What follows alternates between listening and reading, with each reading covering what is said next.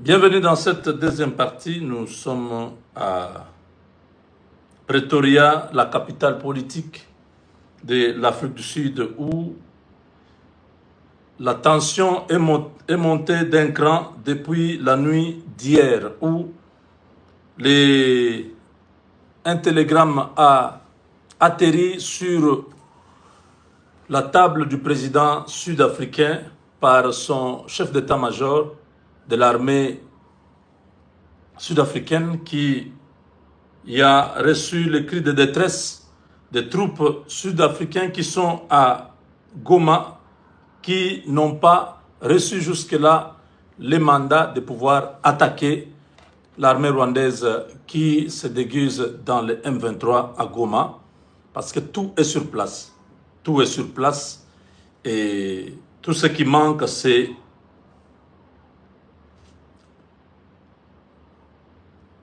la décision de pouvoir se défendre.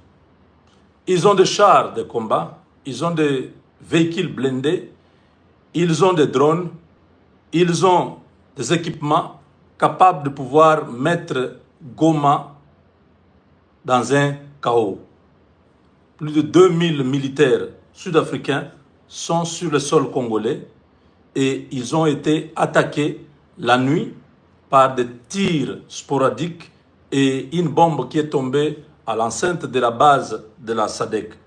Le président sud-africain, aussitôt informé, a convoqué une réunion de sécurité, une réunion de crise pour trouver la réponse à cette provocation de Kigali, Paul Kagame, qui est toujours dans les coulisses protégé ou soutenu par Emmanuel Macron, qui est actuellement en train de jouer une carte très dangereuse parce que l'administration américaine a déjà levé l'option de pouvoir investir en RDC en échange de la sécurité, de la protection de tous les sites miniers qui sont dans le pays. Cyril Ramaphosa, qui lui-même a eu à réagir très violemment vis-à-vis de ce que Kigali est en train de faire, avait pris l'option devant le Parlement que les troupes sud-africaines ne vont pas quitter la RDC tant que la région n'est pas stable. C'était comme un coup de tonnerre sous la tête du régime de Kigali, qui ne veut pas la présence de ces gens, qui se sent en insécurité tant que l'armée sud-africaine est sur les lieux. Nous avons vu le porte-parole du gouvernement rwandais demander que l'Afrique du Sud puisse se retirer, comme si ils étaient au Rwanda. Ils sont au Congo, ils sont en RDC. Mesdames et messieurs les Rwandais, ce n'est pas votre affaire si ils sont chez nous. Ils sont là parce que nous sommes membres de la SADC et que l'Afrique du Sud a des intérêts colossaux à gagner avec la RDC. L'Afrique du Sud fait face à un déficit énergétique criant. Ils veulent investir par des banques d'investissement sud-africains avec les Américains dans la construction du Grand Inga. Et ils sont dans les mining, dans les Katanga. Ils ne peuvent pas permettre que la République démocratique du Congo puisse sombrer dans les chaos parce qu'il y a quelques intérêts occidentaux qui sont cachés, qui travaillent pour déstabiliser la région. Cyril Ramaphosa a mis en garde Kigali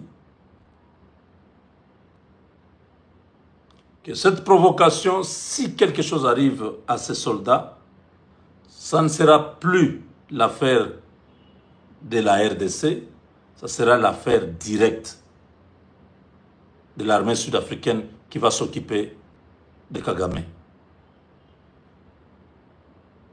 C'est un message que Kigali a rejeté, il ne reconnaît pas.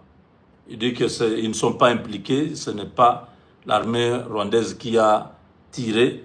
La ville est dans l'insécurité. Ils sont en train de dire que c'est les FDLR, les FARDC et les Wazalendo qui sont en train de semer l'insécurité à Goma. Ils ne sont pas responsables de ce qui est arrivé à la base de la SADC. Donc, à ce niveau, une confrontation n'est pas à exclure dans un proche avenir. D'ailleurs, nous souhaitons que ça puisse dégénérer entre Kigali et Pretoria. Comme ça, nous verrons comment Kagame va faire la guerre à l'Afrique du Sud. Kagame qui n'a même pas un avion de chasse. L'Afrique du Sud a une flotte des anges de la mort qui vont bousiller cette petite capitale rwandaise dans moins de 30 minutes. Parce que le temps que les avions d'école, de base militaire sud-africaine à Pretoria, pour atteindre tout au plus 30 minutes, ils seront déjà dans l'espace aérien de la RDC, prenant position pour lâcher des bombes. Et le monde aura les yeux pour regarder ce qui va arriver à Kagame. Il s'entête. Il a dit qu'il ne va pas se mettre à genoux.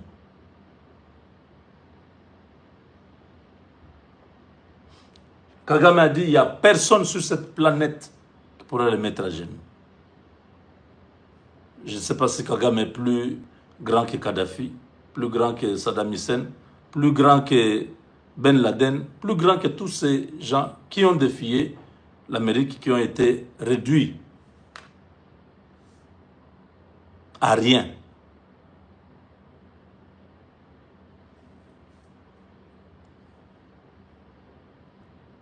Les Wazalendo ont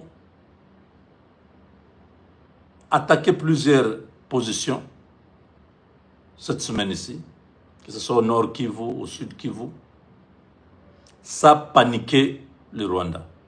Ils ont compris que s'ils ne réagissent pas directement, ils vont perdre. S'ils perdent, le danger c'est quoi?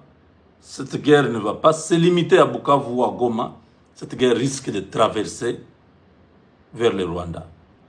Le mal qu'ils ont fait tellement aux Congolais est profond. Ils ont peur qu'ils vivent la même chose qu'ils nous ont fait. Voilà la réalité. Vous savez, Ramaphosa, c'est un homme très direct. C'est qu'après la réunion là, il y a des décisions qui ont été prises. Que Kagame continue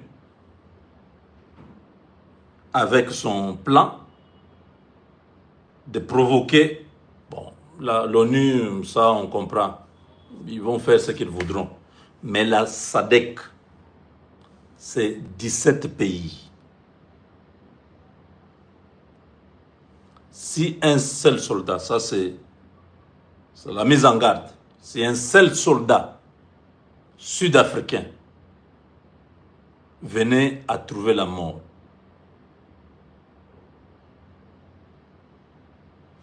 par le fait que le Rwanda continue à s'entêter, cette guerre ne sera pas au Congo, cette guerre sera directement au Rwanda. Ça, si les stratèges de l'armée rwandaise et ceux qui sont avec Kagame écoutent cette vidéo, qu'ils sachent que leurs jours sont comptés. S'ils continuent encore cette provocation, et là, les troupes de la SADC sont passées à l'alerte orange. Donc, ils ont sorti les armes, ils vivaient là depuis 2 mois sans s'inquiéter de quoi. Ils étaient déjà en train d'arranger l'aéroport.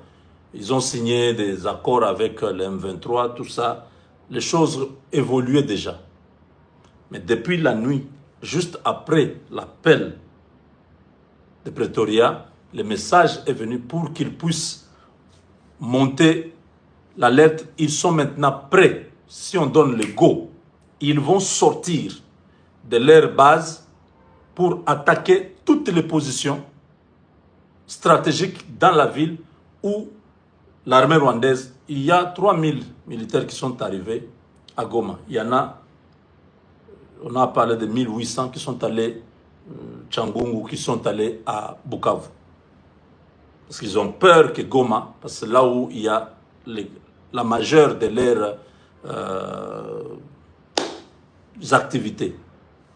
Mais l'alerte est montée, l'alerte orange a été donnée à l'armée sud-africaine qui est là. Si une histoire se fait encore cette nuit ou une autre provocation, avant que les avions de chasse, parce qu'ils ne vont pas aller au sol, ce sont les avions de chasse sud-africains qui vont bombarder Kigali. La guerre sera entre l'Afrique du Sud et le Rwanda directement. Ce ne sera pas un conflit RDC.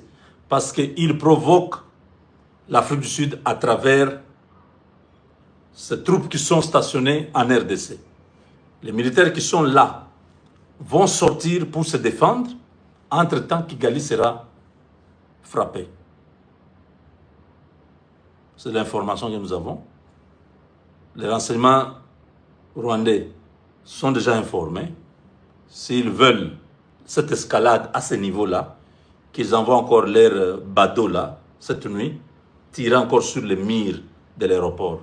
Ils vont voir ce qui va se passer de l'autre côté. Avec Dieu, nous vaincrons. En tout cas, tout le monde nous s'attend à que le diable provoque seulement que Kagame me dise encore, allez encore tirer. Comme ça, et Yindagaka.